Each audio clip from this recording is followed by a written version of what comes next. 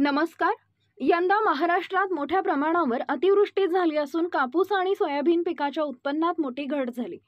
यवतमाळ जिल्ह्यात खरीप पिकाचं उत्पादन घटल्यानं जिल्हा प्रशासनानं जिल्ह्यात ओल्या दुष्काळाची परिस्थिती निर्माण झाल्याचा अहवाल शासनास पाठवला.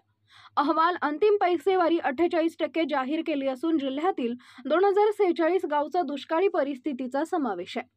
जिल्हा प्रशासनानं 31 डिसेंबर रोजी शासनाकडे सादर केला असून जिल्ह्यातील पीक परिस्थिती चिंताजनक असल्याचं नमूद केले.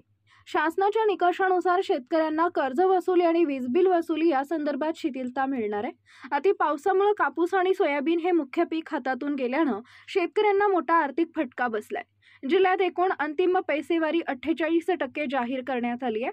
यवतमाळ जिल्ह्यातील शेतकऱ्यांना शासनाकडून वीज बिल वसुली आणि कर्ज वसुली तसेच दुष्काळी परिस्थितीतील सर्व प्रकारच्या सुविधा उपलब्ध करून देण्यात येणार.